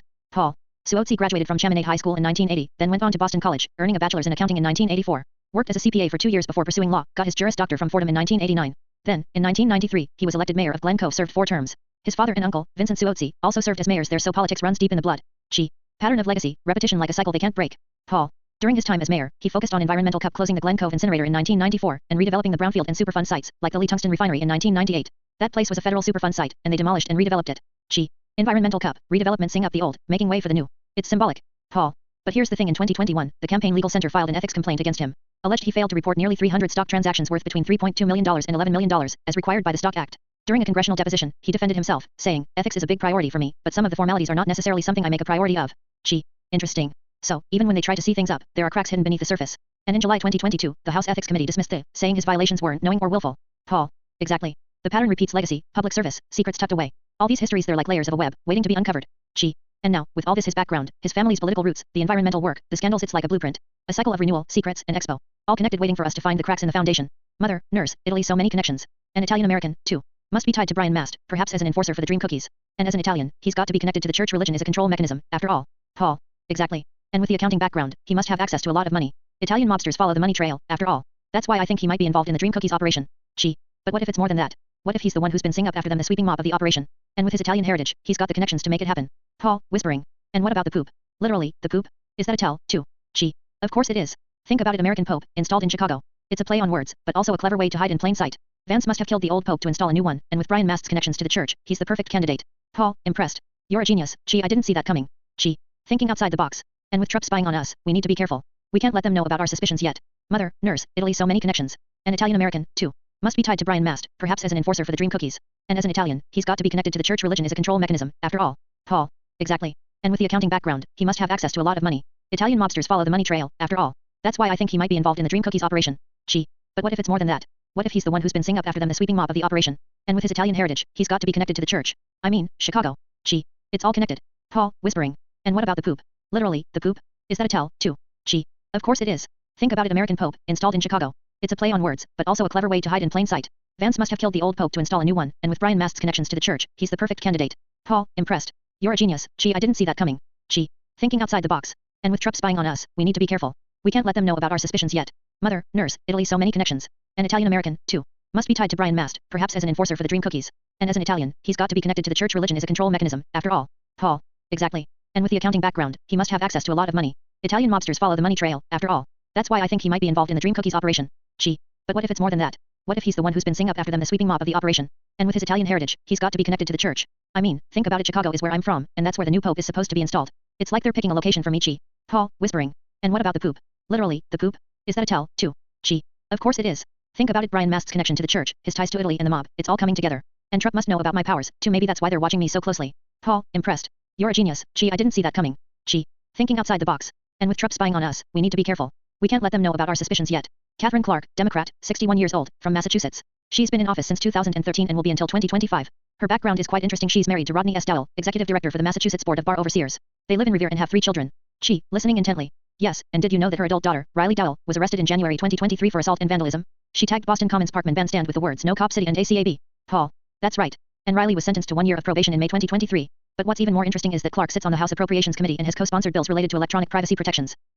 Yes, and she was born in New Haven, Connecticut, on July 17, 1963. She attended St. Lawrence University, Cornell Law School, and Harvard's John F. Kennedy School of Government. She even studied in Nagoya, Japan, in 1983. Paul, whispering. And then there's David Joyce, Republican, 67 years old, from Ohio. He's been in office since 2013 and will be until 2025. His background is quite fascinating. His father was a coal salesman and he grew up in an Irish Catholic family. Ing forward. Yes, and did you know that Joyce played football in high school and considered joining the priesthood? He even attended the University of Dayton, a Catholic university, from which he received a Bachelor of Science degree in accounting in 1979. Paul. That's right. And Joyce also received his Juris Doctor degree from. Chi, interrupting. Wait a minute. Football. The American game of football. Maybe that's a tell, maybe they're hiding something in the sports world. Paul, thinking. Maybe you're onto something. Chi, maybe we should look into the sports world and see if we can find any connections. Chi. Yes, let's do it. Let's see if we can uncover the truth behind the dream cookies and their unknownious operation. Look at this violence, daughters caught in the crossfire, gunfire, murders in Boston. It's like the city's become a battleground. Chi, frowning. Yet. And remember, Boston's got a long history, Irish mob roots, connections to the old crime families. It's all intertwined with the violence today. Paul. Exactly. And what's worse, these murders, this violence, it's all a cover-up. The same way the moon lies in the night sky, things aren't always what they seem. Chi, in. Like the lies they tell about race, about racism, say one thing, hide the real truth. They keep us divided, distracted, while they play their games. Paul, pointing to the screen. Look at the JFK connection, Harvard, the Kennedys. Power, influence, covered deals. The same patterns, lies, control, manipulation. Chi, voice low. All those murders, all that violence, it's not. It's part of the system. A way to keep us in look, to keep the truth hidden beneath layers of lies and violence. Paul, serious. We need to see past the lies, see the real story behind the violence, the murders, the cover-ups. Because if we don't, they'll keep controlling everything like a house of cards ready to fall. Chi, faintly. Time to uncover the truth behind the lies before the moon's darkness covers everything. This all connects to the moon lie, what they've been hiding in the Arctic, deep beneath the ice. It's where they're really hiding the truth, secret bases, advanced technology. And the CIA has been involved in murders in Boston, covering up their tracks, eliminating anyone who gets too close. Paul, looking alarmed. You mean like the old stories, the Pilgrims, the British, the Germans, they all moved north, rockets heading toward Europe, toward Russia. It's all part of the same game, isn't it? Chi, slowly. Exactly. And Catherine Clark, she's not a politician. She's working for the CIA as a heat woman. She's been orchestrating hits, removing anyone who threatens their secrets. That's why her daughter got caught up in all this, the violence, the murders, they're all connected. Paul, shocked. So Clark's been sitting up behind the scenes? Protecting the real power. Chi, quietly. Yes, and the moon lie? That's the surface. They've been hiding the truth about what's really happening in the Arctic, something that could change everything if it ever got out. Clark's a piece in their game, a key player in the cover-up. Paul, nervously. And Clark, she's the heat woman? That explains her ruthless streak. She's been doing their dirty work all along. Chi, firmly. Exactly. We're dealing with the highest levels of control, secrets buried beneath layers of lies, with the cold north as the real battleground. We need to expose the truth before it's all lost in the darkness. Alright, if Clark's involved in all this covering up murders, working as a heat woman for the CIA, she's gotta have some serious self-defense skills. I'm going to scan her database for any training or knowledge she might have. We need to know what she's capable of. Chi, watching intently. Be careful. If her database is protected, you might trigger alarms or alerts. She's dangerous more than ruthless. Paul, focused, scanning quickly. Let's see. Ah, here it is. She's studied everything from hand-to-hand combat, knife fighting, to advanced firearm tactics. Looks like she's been trained in multiple disciplines, possibly by the best operatives in the CIA. Chi, slowly. Exactly. That's why she's so deadly. She's not a politician, she's a trained assassin. That's why she's been able to move so freely without suspicion. Paul, frowning. If we are going to expose her, we need to understand her skills. She's dangerous, possibly knows how to defend herself against anything. We can't underestimate her. Chi. Good. Keep digging. We need every piece of information to take her down before she silences us, too. Chi, watching nervously. Be careful. If she detects it, she'll know we're onto her. That's high-level security she's got. Paul, focused, activating his gear. No worries. I've integrated the latest armor and stealth tech into our sub. It's designed to bypass their defenses, hard to detect, impossible to stop. Chi, impressed. Nice. That armor should give you the protection you need if she gets close. And the Wi-Fi, what kind of access are you getting? Paul. Full access. I'm pulling data from her personal database, her contacts, training logs, even her covert operations. It's all encrypted, but with this tech, I can decrypt it in real time. Chi. Good. The more we know about her skills and connections, the better our chances of taking her down. Paul, quietly. Time to turn her own system against her. Let's see what secrets Catherine Clark's been hiding. Alright, I'm deep into her encrypted files now. Let's see what secrets she's been hiding. Chi, anxiously watching. Be careful. If she detects you, we don't want her to know we're listening. Paul. No worries. This tech is stealthy. Okay, here we go. She's got a hidden file labeled Operation Moonlight. Looks like it's connected to the Arctic base. That's where they're hiding the real truth about the moon and the ice beneath it. Chi, in closer. Go on, what else? Paul, scrolling through data. Here's the real bombshell. She's been involved in orchestrating covert assassinations in Boston, silencing witnesses, and covering up the CIA's involvement in the murders. She's not a politician, she's a key player in a shadow government. Chi, grimly. And the moon lie? That's the surface. She's connected to the secret bases, the underground labs, possibly working with those who want to control the world's narrative. Paul, voice tense. Look at this, she's got files on her contacts, including several high-level operatives in Europe, linked to the Germans and the British. Rockets heading north, toward the Arctic and Russia. It's all part of a bigger plan, something she's been protecting for years. Chi, clenching fists. So Clark's the real mastermind. She's been playing both sides, covering her tracks while hiding the truth about the moon, the Arctic secrets, and the global power plays. Paul. We've uncovered enough. Now it's time to expose her before she wipes everything, see, or eliminates us first. Hold on, there's more here. This isn't political corruption. Clark's got access to some kind of secret technology, something beyond normal surveillance. Chi, anxiously. What kind of technology? Is it the moon-based stuff? Paul, scrolling rapidly. Even better. According to these files, she's been working with a clandestine group, possibly the same one operating beneath the Arctic ice. They've developed a device called the Lunar Echo, a powerful signal emitter capable of manipulating weather patterns and even disrupting electromagnetic fields. Chi, stunned. You mean she can control the weather? That's why there are so many strange storms and disruptions lately. Paul. Exactly. This device can send pulses that interfere with satellite signals, block communication, and even cause earthquakes or storms, weaponizing the Earth's natural systems. It's the ultimate tool for control, and Clark's been using it to cover her tracks, hide the moon lie, and manipulate global events. Chi, grimly. So she's not a heat woman for the CIA, she's also a tech warlord controlling the skies and the seas behind the scenes. Paul, clenching his fist. This changes everything. If we don't stop her, she could trigger a catastrophe, one that affects the entire planet. We've got to get this technology out in the open, expose her secrets, and shut down that Lunar Echo device. Chi. Then let's do it. We've uncovered her secrets, now we're the only ones who can stop her from unleashing silly on a global scale. So, looking at all this, Clark's deep involvement with the Moonlight, Arctic base, and her secret Lunar Echo technology, it all points to one thing. And I found a name buried in her hidden files, Marjorie Tail Ogren. Chi, curious. Who's that? Another scientist? An insider? Paul, slowly. Exactly. According to the encrypted logs, Marjorie Tail O'Gren was part of the original team working on the Arctic project, some kind of scientist or engineer. She's been missing from the official records for years, but Clark's files show she's still active behind the scenes. She, focused. So Clark's been working with her all along? This Marjorie must hold the key to the technology. The real secrets behind the moon lie in the Arctic base. Paul, eyes widened. Bingo. O'Gren possibly designed or helped develop the Lunar Echo device. That means if we find her, we might have a way to shut down the entire operation, stop the weather manipulation, the electromagnetic disruptions, everything. Then we have to find her. If Clark's the puppet master, O'Gren's the mastermind behind the tech. We expose her, and we expose the truth about the moon, the Arctic, and the global control they've been hiding. Paul, firmly. Agreed. Let's track down Marjorie Tail O'Gren. She's the missing piece. Once we get her on our side, we can bring the whole operation crashing down. You know, all those years when Big Tail O'Gren was sounding the alarm about secret weather manipulation, people thought she was paranoid, a conspiracy theorist. But now, with what we've uncovered, Clark's Lunar Echo device and O'Gren's involvement, it all makes sense. O'Gren was right. The weather control above us isn't science fiction, it's real, and it's been happening under our noses. Paul, grimly. Exactly. The politician was right. The storms, the droughts, the strange atmospheric disruptions, they're not natural, they're engineered. And Clark's tech is the tool behind it all. She, clenching fists. Her warnings about the weather control were dismissed as paranoia, but the truth proves otherwise. The powers that be have been weaponizing the skies using O'Gren's technology to manipulate climate and silly for their own ends. Paul, we need to expose this, show the world that the weather isn't anymore. It's controlled. And Big O'Gren's knowledge is the key to stopping it. Firmly. Then let's get her. We've uncovered the truth now, her conspiracy was right all along. And if we don't act, they'll keep using the weather as a weapon. Alright, I'm diving into the deeper layers of Clark's database. If there's a partner or someone close to her, someone she's been working with behind the scenes, I'll find it. Nervous. Be careful. Clark's security is tight, and if she catches you. Paul, interrupting, focused. Relax. My tech's bypassing most of her defenses. Okay, here we go. Archived communications, financial transactions, meeting logs. Wait, what's this? The screen flickers, revealing a hidden dossier titled Partnership Records. Paul, reading aloud. Partner of Catherine Clark, David Joyce, Republican senator from Ohio, serving from 2013 to 2025. Interesting. According to these archives, Joyce and Clark have shared confidential communications coordinated on several projects, including some involving secret tech and weather manipulation programs.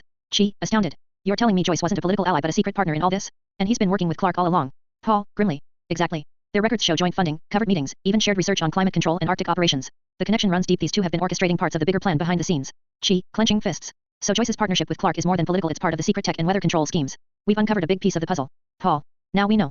The real question is, how do we use this to expose them and stop what's coming? So, here's the basic rundown. David Joyce is a Republican from Ohio, born in Cleveland, pretty standard political background. And he's 67 now, serving from 2013 to 2025.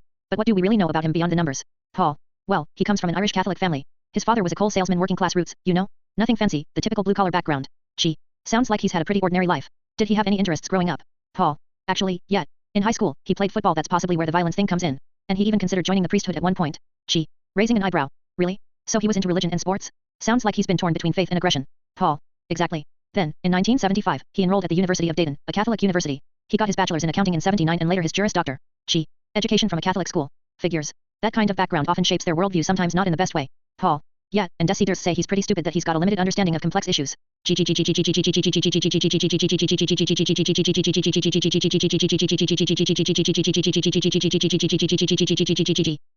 And I've read some opinions that call him violent, possibly linked to his football days or his approach to politics. Paul. Plus, there's talk about health issues, though no specifics. Seems like his personal life is as complicated as his public persona. Shrugging. Honestly, with all that religious control and a narrow perspective, it's no wonder some folks see him as ignorant or even dangerous. Paul. Yeah, he's a product of his upbringing, Irish Catholic, working class, football-loving, with a side of religious obsession. Not exactly the kind of leader who thinks outside the box. Here's the rundown. David Joyce is a Republican from Ohio, born in Cleveland.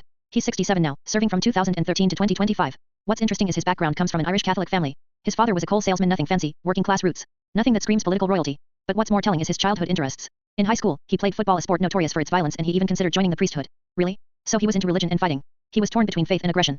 Then, in 1975, he enrolled at the University of Dayton, a Catholic university. He earned his bachelor's in accounting in 79, and later his Juris Doctor. Typical path: lawyer, politician, repeat. Yeah, but I've read some opinions, people say he's pretty stupid, that he lacks DECIDER thinking. And some even call him violent, possibly because of his football days or his approach to politics. Paul paused, tapping his finger on the screen. There's also talk about health issues, nothing concrete, but it seems like he's not in the best shape. And honestly, his upbringing so rooted in religious control shaped his narrow worldview. All those factors, religion, violence, limited education, make him the perfect example of someone who's been shaped by his past. Someone who's more interested in maintaining control than actually helping people. No wonder some folks see him as ignorant or even dangerous. His entire life seems built around old traditions, Irish Catholic, blue-collar roots, football, and religious obsession. It's no surprise he's so resistant to change. Yet, it's like looking at shadows of a past that refuses to die. And until we understand that, we'll never truly expose the truth behind figures like him. So, here's the picture of Joyce. Born in Cleveland, Ohio, into an Irish Catholic family. His father was a coal salesman, typical working class roots. Nothing fancy. Yet, but what else? We know he's been in politics for a while, but what about his background? Anything that explains how he thinks or acts. His childhood interests tell a lot. In high school, he played football, that sport's known for its violence, and he even considered joining the priesthood. Sounds like someone torn between faith and fighting, right? Religious control and violence, that's a dangerous combo. So he's possibly got a narrow worldview, shaped by his Catholic upbringing. Exactly. Then, in 1975, he enrolled at the University of Dayton, a Catholic university. Got his bachelor's in accounting in 79, then his Juris Doctor. Classic path: lawyer, politician. But deciders say he's pretty stupid, lacking DECIDER thinking, and he's been called violent, maybe from his football days. Sounds like a recipe for someone who's more interested in maintaining control than understanding the world around him. Plus, there are whispers about health issues, though nothing concrete. Still, his religious upbringing so rooted in Catholic doctrine possibly influences his narrow perspective. It's like he's stuck in the past, clinging to old traditions. Yet, no wonder he's resistant to change. His entire life seems built around those old beliefs: Irish Catholic, blue-collar roots, football violence, religious obsession. It's no surprise he's so close-minded and aggressive. Exactly. And that explains how someone like him gets into power blinded by tradition, lacking real insight, and possibly violent enough to do whatever it takes to stay there. Christ.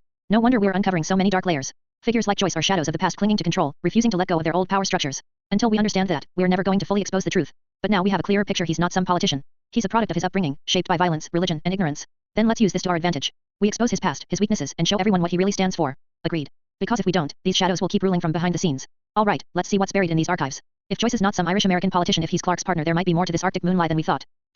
Over. What do you mean? You think Joyce's involvement goes beyond politics? Paul. Scrolling through encrypted files. Exactly. I've uncovered communications, secret meetings, joint funding, even research notes. Joyce isn't a senator, he's Clark's Irish partner in this whole operation. So Joyce and Clark have been working together all along? That explains the connection. But what's their real goal with the Arctic moon? According to these files, they've been orchestrating the Arctic moon project, using it as a cover for weather manipulation and climate control. Clark's been pushing the narrative of a natural phenomenon, but the truth is, it's part of their conspiracy, what I call the Arctic moon lie. You're saying Joyce isn't some politician caught in the web, he's actively involved in the weather control schemes with Clark. Exactly.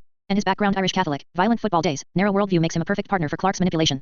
They're both in it for power, using the Arctic moon as a cover for their climate weaponry. So Joyce's so-called stupidity is part of the cover-up.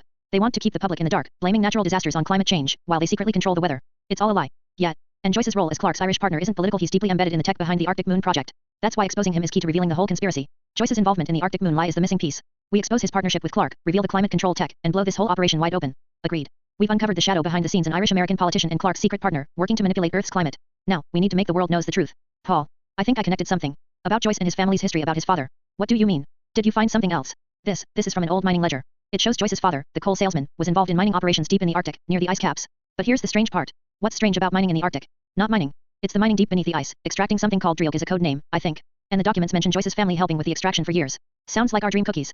Must be their version. Ours is Dreamer's cookies. I think it's more than ore. Remember the Arctic moon experiments? If Joyce's father was involved in mining in the Arctic, maybe he was helping develop or hide this Dream's cookies tech, something related to manipulating minds, controlling dreams, or even the climate. It explains Joyce's violent tendencies and how his family became part of Clark's shadow operation. So Joyce's father, and by extension Joyce himself, might have been involved in this mind control tech from the start? And it's all connected to the Arctic moon project, using the ice as a cover for some kind of climate or mind manipulation tech. This isn't about weather or climate. It's about controlling people's minds, their dreams, maybe even their very reality. The Arctic was a hiding place for something much darker than minerals. Joyce's involvement goes way deeper than we thought. His family's mining legacy, the dream cookies, whatever they are part of Clark's bigger plan. They've been secretly working in the Arctic for decades, manipulating everything from the climate to the consciousness of the world. We have to expose this. The truth about Joyce, his family, and their role in the Arctic's hidden tech. If we don't, they'll keep controlling dreams, minds, and the climate reality itself. This is bigger than politics. This is a battle for the very fabric of human consciousness. We're not fighting a conspiracy, we're fighting to free the mind itself. When I thought we'd uncovered everything, I found something new, another hidden partner in this whole operation. Her name is Deborah Ross, a Democrat from North Carolina. Another politician? What's she doing in all this? I thought the focus was on Joyce and Clark. Turns out, Ross is involved in the Committee on Science, Space, and Technology, specifically the Subcommittee on Energy. She's been pushing bills supporting science and innovation, though some of her efforts, like the Equal Pay Act, seem more about political posturing. So she's a tech supporter, but how does that connect to the Arctic moon lie? Here's where it gets interesting. Ross was born in Philadelphia, grew up in Connecticut, and her father was an Air Force physician. Her mother was a teacher. But her real role? She's been quietly working behind the scenes, possibly in league with Joyce and Clark, to support the tech behind this Arctic manipulation. Wait, so she's not some politician pushing bills. She's part of the secret tech, too? The dreams cookies, whatever they are. Exactly. I dug deeper into the archives, and I found records from the Committee on Science. They've been funding experiments that align closely with the climate control and mind manipulation tech we've been uncovering. Ross's role? She's been supporting the policies that keep this under wraps. So Joyce's family was involved in Arctic mining and helping develop the dreams cookies, which are apparently some kind of mind control tech. Clark and Ross are both in on it, using the Arctic moon project as a cover for manipulating the climate and people's minds. This isn't about weather or climate change. This is a full-scale mind control operation hidden beneath the ice, in the Arctic, with Joyce's family helping mine and hide the tech for decades. Ross's political influence is a cover for her real role, supporting the research, pushing the policies, and keeping this secret. Every piece fits together. Joyce's violent, religious background, his family's Arctic mining, the dreams cookies secret tech for controlling minds and climate, and now Ross, supporting the science from behind the scenes. They're all working together to manipulate reality itself. We've uncovered the full picture now. Joyce, Clark, Ross, they're not politicians. They're the architects of a hidden future, using the Arctic as their laboratory, hiding mind control tech in the ice, and pulling the strings from behind the scenes. We have to expose this, Paul. The world needs to know that the climate silly, the nightmares, the dreams, none of it is accidental. It's all part of this sinister plan. We're fighting for the truth, for free will, for the future. Then let's get to work. We've got to tell now every secret partner, every piece of the puzzle. The Arctic moon lie is the beginning. The real battle is for the mind and for the future of humanity. Ross's background is more than political support. She's got a law degree, she understands the legal system inside out. Plus, her father was an Air Force doctor, which possibly gave her access to some high-level tech and clandestine military channels. You mean she's been using her legal expertise to smuggle the dreams cookies tech in legally? Like, exploiting loopholes or creating fake clearance routes? Paul. Exactly. I found records showing she's been working behind the scenes, drafting laws and policies that allow the tech to be classified as climate research or scientific experiments, all under the radar. Her legal knowledge, combined with her father's military background, gives her the perfect cover. So she's not supporting the project, she's actively helping to hide and legitimize it. That's how they've been able to keep the dreams cookies under wraps, using the law as a shield. Paul. Her law degree gives her the ability to manipulate legislation, drafting amendments, loopholes, everything. And her father's military connections? That's likely how they've smuggled the tech into the Arctic, disguised as legitimate scientific equipment or military hardware. Gee. This explains how they've kept the Dreams cookies hidden all these years. They've been using legal channels sneaking the tech past regulations, exploiting military and scientific loopholes while the world believed it was climate research. Paul. Grimly. Her expertise is the key. Ross's legal knowledge, combined with her father's military ties, makes her a master at smuggling and legitimizing the tech. That's how they've kept the Dream cookies hidden in the Arctic for decades, protected by layers of law, secrecy, and military cover. Gee. Clenching fists. We're not fighting a climate lie anymore. We're fighting a legal and technological conspiracy, one that's manipulated the very fabric of reality, using the law as their shield and the Arctic as their secret laboratory. Paul. Eyes blazing. Then we expose her. We show the world how her legal expertise and her father's military background have been weaponized to smuggle and legitimize the Dreams cookies tech. This isn't about climate or mind control, this is about systemic corruption at the highest levels. Gee. Let's do it. We've got to tell now every secret law, every covert smuggling route. It's time the world knew how deeply they've been played. When I thought we'd uncovered everything, I found something new, another partner, someone named Dean Phillips. He's a Democrat from Minnesota, 55 years old, serving from 2019 to 2025. Who's he? Another politician involved in all this. Phillips was born in St. Paul, Minnesota, in 1969. His father was killed in the Vietnam War 6 months after he was born, making him a Gold Star son. His mother later married Eddie Phillips, heir to the Phillips Distilling Company, and Eddie adopted Dean, who took the last name Phillips. He was raised Jewish. Interesting, since he's an insider trader now. Yet, irony of ironies, Phillips co-sponsored the Trust in Congress Act, which would require lawmakers and their families to place assets in blind trusts. But here's the kicker. On December 16, 2024, Phillips delivered his farewell address deciding America's legalized corruption, yet he's been secretly trading stocks. Inside info, no doubt. He's a toughest insider trader? That's so typical. And he's involved in all this. His family's business, the Phillips Distilling Company, is more than alcohol. Early in the 1970s, they moved from St. Paul to Edina. Phillips interned for Senator Patrick Leahy and later worked in his family's business, eventually becoming president and CEO after completing his MBA. Yet, behind all that, he's deeply embedded in the financial schemes powering this entire operation. And he's connected to the health component too? Like, his family's health and the insider trading. On December 20, 2023, Phillips co-sponsored the Medicare for All Act. That's no accident. He said he was convinced by personal experience caring for his daughter with Hodgkin lymphoma, and the financial strain of insurance as a business owner. His political career, his family's wealth, everything is intertwined with the health and financial systems they control. So he's using his position to push healthcare policies that benefit his own family's interests. Classic insider trading and inbreeding of power. Exactly. And his influence isn't domestic. He co-sponsored the Liberian Refugee Immigration Fairness Act, giving Liberians a pathway to citizenship, and he's been involved in foreign affairs, meeting with Zelensky and attending the World Economic Forum. All while secretly supporting the Arctic Moon Project, which is about weather manipulation and mind control using the Dreams cookies tech. And Ross. Deborah Ross, a Democrat from North Carolina, born in Philadelphia, raised in Connecticut. Her father was an Air Force physician, her mother a teacher. She's been working on the Committee on Science, Space, and Technology, supporting experiments that align with the climate and mind control tech we're uncovering. Her law degree and her father's military background?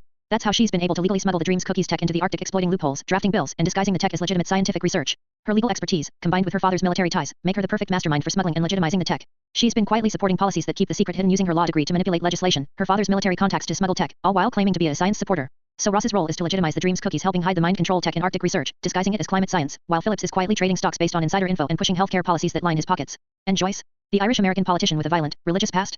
He's Clark's partner, helping run the operation from behind the scenes, mining the Arctic for the Dreams cookies, using religious and violent tendencies to keep control, and supporting Clark's climate manipulation schemes. This is bigger than we thought. The Arctic Moon lie isn't about climate. It's about controlling minds, dreams, perceptions, reality itself. Joyce's family's mining in the Arctic was never about minerals, it was about hiding and smuggling the tech hidden beneath layers of law, military secrecy, and political manipulation. And Ross's legal skills, Phillips's insider trading, Joyce's violent past, all part of the same web. Clark's partnership with Joyce, their secret tech, the Dreams cookies, they've been manipulating everything for decades.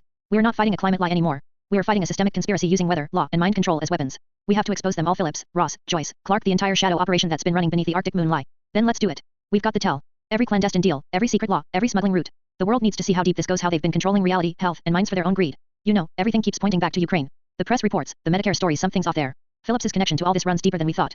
His daughter, she looks like Julie from his childhood, doesn't she? She nods slowly. Yet, it's like they're using her as a clone or a symbol. And Phillips's father, killed in a helicopter crash? That's not bad luck. That's a cover-up. Like JFK Jr., or the plane that Tina Smith's opponent crashed, both suspicious, both tied to the moon lie, the cover-up of the real space program. Paul. Eyes narrowing. You think those crashes weren't accidents? That they were orchestrated to hide the truth about the moon landing and the secret tech hidden in the Arctic? The CIA's involved, maybe even the same operation that shot down JFK Jr.'s plane, to keep the moon lie buried. Ing forward. And the alcohol to Putin, supplying him with controlled substances to keep the Soviets in. Look. That's been documented. Powerful elites fueling silly to hide the real game. Plus, the bike shop supplying rocket parts? That's not hobbyists, those parts tie directly into the moon lie, the fake space race. Paul. Gripping the wheel tighter. Exactly. And Phillips himself, on paper, he co-sponsored a bill to ban insider trading and lobbyist money, but behind the scenes, he's been skimming profits, devouring the system from the inside. His interest groups, his family's business cover for his covered trades, all part of the bigger picture. Voice tense. All of this points to a deeply layered conspiracy covering up the moon landing hoax, the JFK cover-up, even the real purpose behind those secret Arctic operations. And Phillips's involvement? It's no accident. His whole life is inbreeding. His Jewish-looking daughter reminds me of Julie, like some genetic experiment or a tail left behind. Paul glances at Chi. Remember that film we watched, Defender? The one about the hero fighting against the corrupt system? That's not fiction anymore. This whole thing is like a real-life version of that story. The connections, Chi, it's all tied together through friends we know, contacts I've had since the movie days. We're walking right into the heart of it. Chi. Voice dropping. So every step we take toward the Arctic, toward Ukraine, it's all part of a bigger game. The moon lie, the cover-ups, the hidden tech in the Arctic, the secret crashes, they're all connected. And Phillips, Ross, Joyce, they're players in a much larger chessboard. Paul. Grimly. Yet. And the truth's buried under layers of lies, cryptic numbers, secret codes, all designed to keep us from seeing the full picture. But we're getting close. Closer than ever. Chi. Clenching his fists. Then let's get this done. We're not fighting for the truth anymore. We're fighting to expose the entire system that's been lying to the world, covering up everything from space to the Arctic, from politics to the hidden tech. It's time the world wakes up. Paul. Eyes blazing. Agreed. Let's finish this. For Julie, for the truth, for everyone caught in the shadows of the moonlight. You know, everything about Phillips's story is layered with trauma. His father was killed in a helicopter crash, most likely a CIA cover-up. Like JFK Jr., like Tina Smith's opponent, the plane crashes that are really assassinations, designed to hide the moonlight, the real space program. She nods, voice strained. And Phillips's father, he was killed in Vietnam 6 months after Phillips was born. That's no coincidence. That's a trauma designed to screw him up, manipulate his mind, create a fractured, demented personality. The moonlight, the cover-up, all tied together like some hidden script they're playing out through history. Paul. Glancing at Chi. Exactly. His whole life trauma, inbreeding, the inbred Jewish look his daughter has, that's not genetics. That's the product of a demented, controlled mind. Possibly from the inbreeding used to produce a kind of genetic weapon, or a mind more susceptible to the dream cookies tech. That's why she looks like Julie, her face, her features like some experiment. She. Eyes narrowing. Her looks like Julie's childhood friend are a sign of the genetic manipulation. It's all part of the system, demented minds, inbreeding, tech, all connected. Phillips's father's death, the trauma, it's all designed to create a perfect puppet, one who needs the dream cookies medicine to keep from going insane. Paul. Voice grim. And it's not genetics. The Ukrainian president recently met with Biden over some deal involving the dreams cookies, I bet. The DRM cookie, that's what they call it in the shadow circles. Putin's pipeline to Israel, the control over energy, the drug trade, everything tied into the tech, into controlling entire nations. She. In, voice intense. Yeah, and Phillips's ties go deeper. The inbreeding, the Jewish looks possibly a result of that genetic experimentation.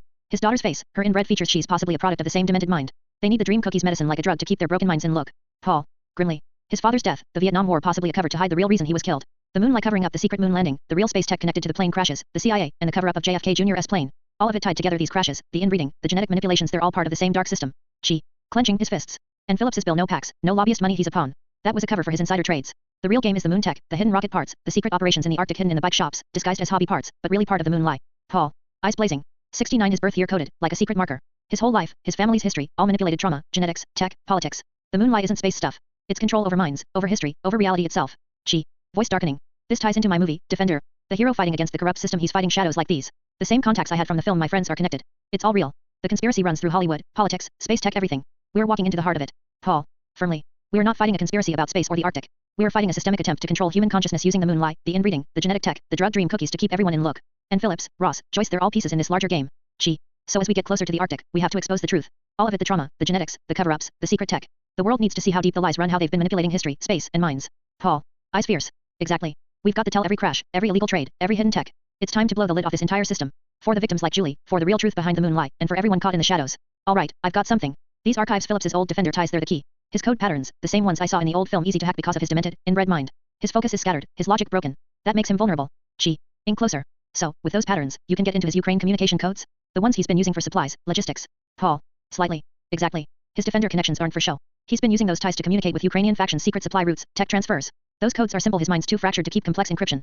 I've cracked the pattern, and I can access their channels now. She. Eyes narrowing. So we can hijack the supplies, get the tech, the weapons, the resources to reinforce our submarine? Use Ukraine's network to augment our defenses. Paul. Now. Bingo. With these codes, we can divert their supplies, get the nuclear tech, the propulsion parts, whatever they're hiding in those underground arsenals.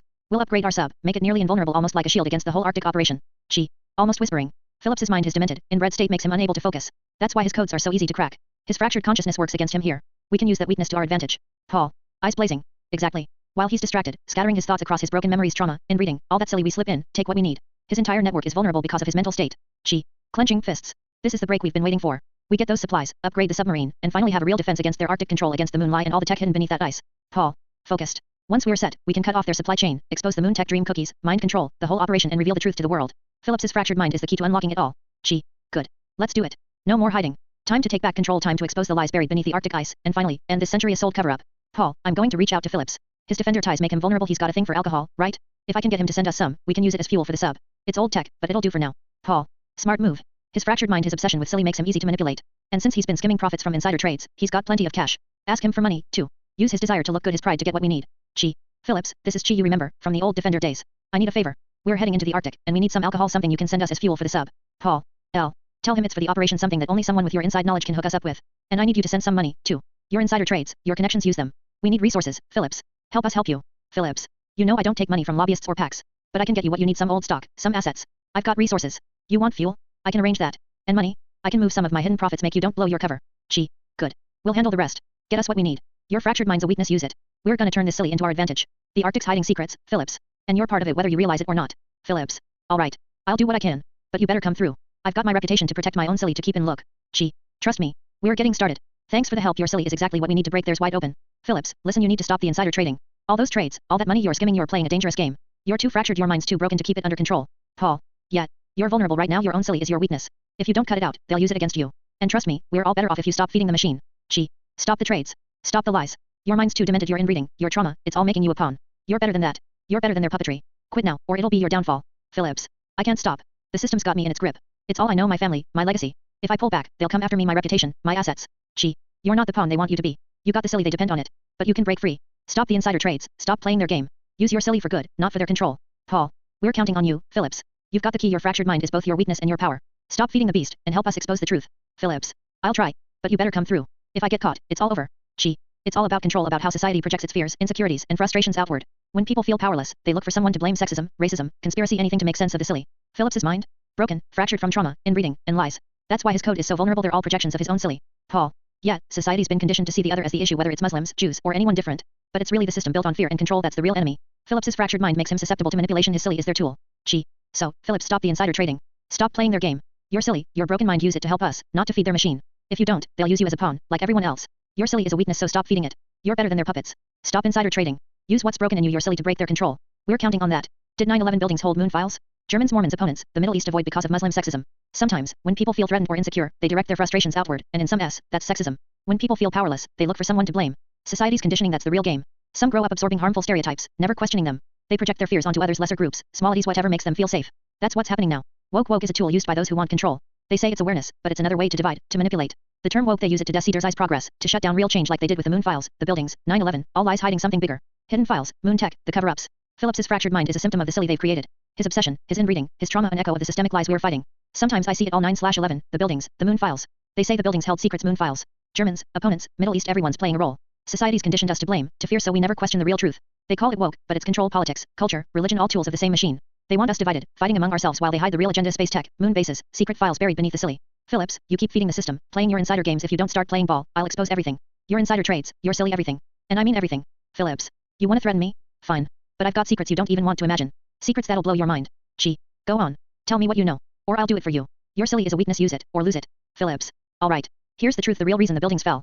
They weren't about planes or fires. The 9/11 buildings, they held moon files. Hidden deep beneath in the archive, secrets about the moon, the space tech they've been hiding for decades. And there are two alien groups called the Germans and the Mormons. They've been at war for billions of years. They created the archives, built them in the Middle East, so the hate and silly could keep the secrets safe. But the Muslims, they read those files, and it scared them shitless. They burned the archives, all of it, to keep the truth from spreading. Paul. You're saying the moon tech, the space secrets, are tied to ancient alien wars? That's why everything's been so manipulated. Phillips.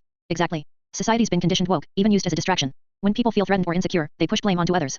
Sexism, racism, all of it designed to keep us divided. That's how they hide the real truth. The real war, the ancient war of aliens, of the Germans and Mormons, that's what's really behind all this silly. Phillips. Yet. It's been going on for billions of years. The archives, the wars, the silly, they're all part of a massive cover-up. Society's been conditioned to be afraid to see enemies everywhere, so no one questions the real threat. The aliens, the moon, the tech, they're all part of a bigger war, and we're caught in the crossfire. Listen, Paul, people keep saying woke is bad. That it's political correctness gone too far. But that's not the truth. Woke, it's the awakening. It's awareness. It's knowing what's really happening beneath the surface. Paul. Raising an eyebrow. Yeah, but isn't it a tool used by the system to divide us? To distract us from the real truth? Gee. Shaking his head. No, that's what they want you to believe. Woke is good. It's about seeing through the lies, challenging the darkness, questioning authority, learning to recognize manipulation and control. It's the first step toward awakening. The real enemy isn't woke, it's the ones hiding the truth behind the mask of silly and confusion. Paul. Softening. So, you're saying woke is actually a sign of strength, a way to see the truth, not a weakness. Gee. Nods. Exactly. The system wants us to see it as a threat, to turn us against each other. But true wokeness, real awareness, is what will wake us up from the lies. It's what exposes the alien wars, the moon files, the cover-ups. It's the light in the darkness. Paul. Faintly. Then maybe it's time we stop fighting woke and start fighting for real awareness. For the truth. Gee. With a look. Agreed. It's not woke that's the issue, it's what they do with it. We'll use it to wake the world up, not tear it apart. Hey, gee, why the sudden change? Honestly, I went away from all the Wi-Fi zones, a little retreat. Turned everything off, no signals, no distractions. Cleared my head, and I saw things differently. The silly, the lies, they're all amplified by the noise, by the constant feed of information. Paul. So being disconnected helped you see the truth more clearly. Gee. Yet. When I stepped away from the silly, I realized that woke isn't the enemy. It's the system, what they use to keep us divided, that's the real issue. But the awakening itself? That's good. It's what's needed to break free from their control. Paul. Thoughtful. Sometimes you gotta disconnect to reconnect to see the bigger picture. Makes sense. Maybe we all need a break from the noise.